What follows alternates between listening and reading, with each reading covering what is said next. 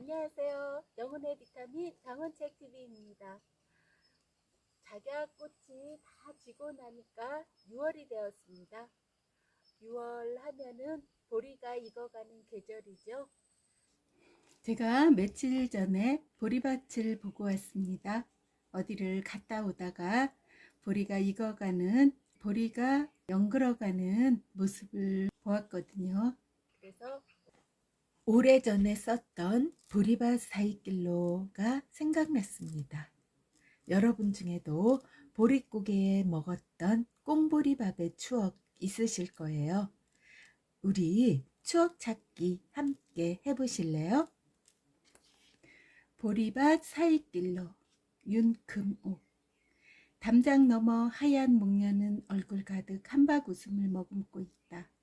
너무 예뻐 미소를 보내자 목련은 금방이라도 꽃잎을 열고 환히 웃어줄 것만 같다.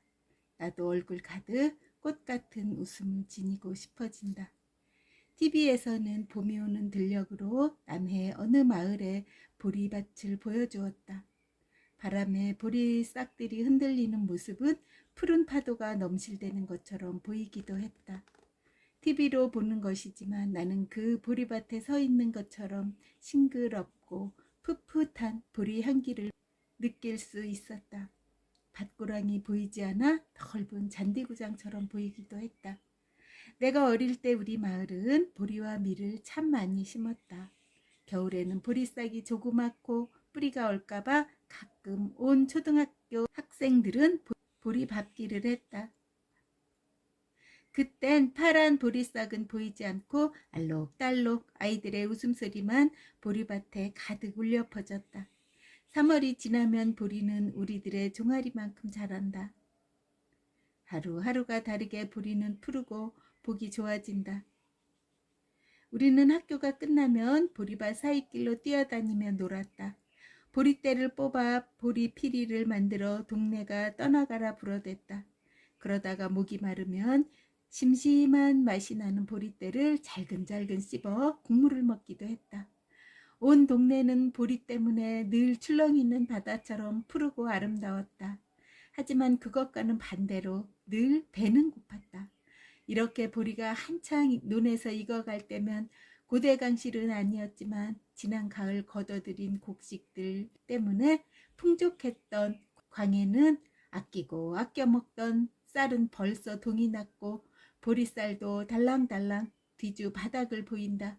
말하자면 지금쯤이 보릿고개를 넘고 있을 때다. 보리밥이라도 배부르게 먹으면 다행이었다.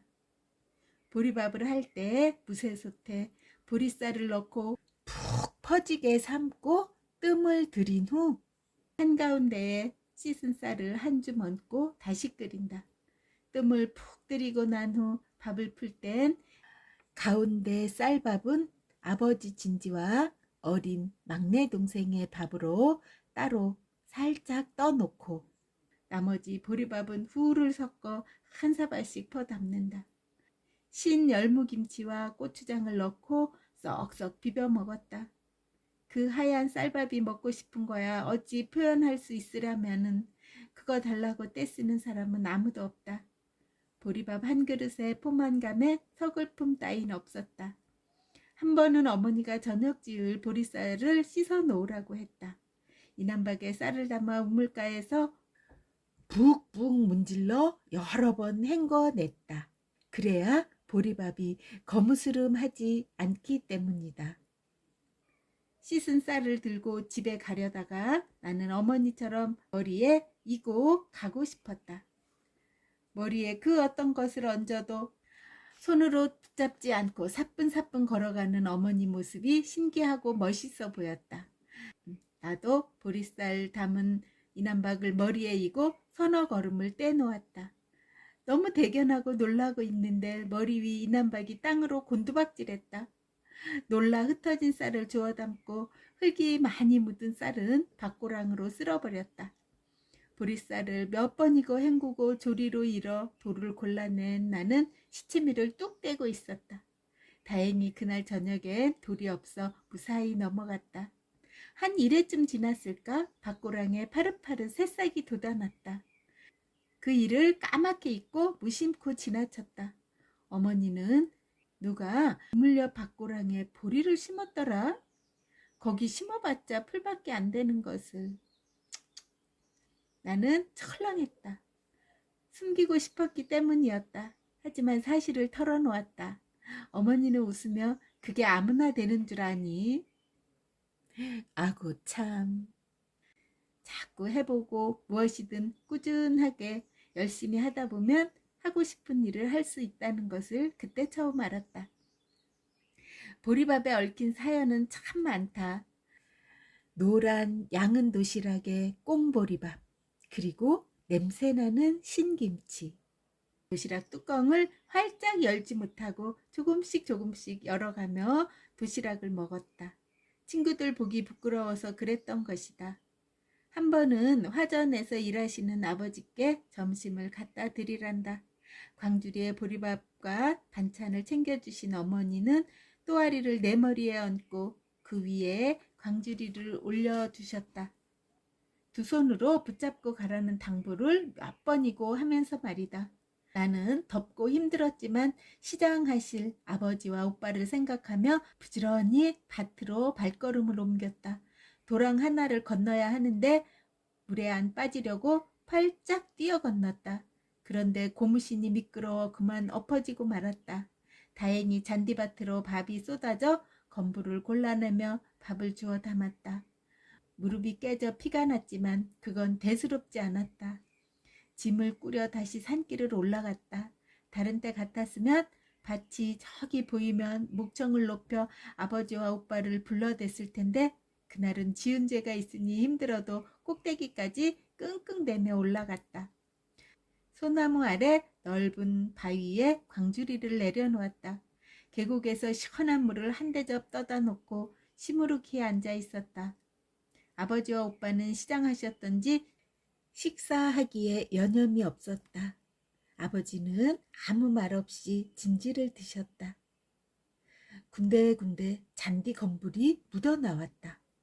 한쪽에 쭈그리고 앉아있는 나를 아버지는 부르시더니 산에서 뜯은 나물에 보리밥을 싸 내 입에 넣어주었다. 다치지 않았니? 눈물이 찔끔 나왔다. 치마로 가려진 피가 나온 내 무릎을 보곤 진지를 드시다 말고 숲속을 헤쳐 풀을 하나 꺾어 오셨다. 쓴맛이 많이 난다는 방가지를 꺾어다 호호 불며 방가지 진을 발라주었다. 곧 나을 게다. 아버진 또 쌈을 싸서 내 입에 넣어주며 빙그레 웃으신다. 볼풍선이 되어 쌈을 먹는 나는 무릎 깨진 아픔은 사라지고 없었다. 입안 가득 넣어준 쌈 속에는 아버지의 말없는 사랑이 가득 담겨 있었다. 아버지와 오빠를 위해 가벼워진 광주리는 아까보다 더 많은 부피의 사랑이 담겨 있었지만 하나도 무겁지 않았다. 잔뜩 무거웠던 내 마음도 광주리를 이고 뛰어서 집으로 돌아올 만큼 가벼워졌다. 춤추는 보리에 맞춰 봄꽃들도 춤을 추고 나도 춤추고 싶어진다. 우리 고향에도 보리밭에 푸른 바다가 또다시 출렁거렸으면 좋겠다. 논과 밭이 놀아 풀이 무성해도 보리를 심지 않는다. 그 보리밥과 보릿고개에 질려서 그럴까. 요즘은 전국 어디에서도 보리와 밀이 자라는 것을 거의 볼 수가 없다고 한다. 놀고 있는 땅에 보리와 밀이 푸르게 자라고 있기를 바라본다. 언제 한번 꽁보리밥을 해먹어야겠다. 열무김치에 고추장을 넣고 썩썩 비빈 보리밥. 생각만 해도 입안 가득 침이 고인다. 보리밭으로 달려가 보리밭에서 보리의 그 풋풋한 향기를 다시 한번 느껴보고 싶다. 그리고 보리밭 사이길을 걸으며 보리밭 노래를 부르면 참 멋스러울 듯 싶다. 아, 참. 1999년도에 썼던 글입니다. 아, 오래전에 보릿고개를 넘던 시절이 있었어요. 제게도. 우리 강원책 TV를 사랑해 주시는 님들 중에도 그렇게 보리밥을 드셨고 또 보릿고개를 넘기셨던 님들 많으시죠? 지금은 그 보리밥이 영양식이잖아요. 건강식. 이참에 한번 보리밥 한번 지어 드셔보는 건 어떨까요? 강원책 TV를 사랑해 주시는 많은 님들 늘 감사드립니다.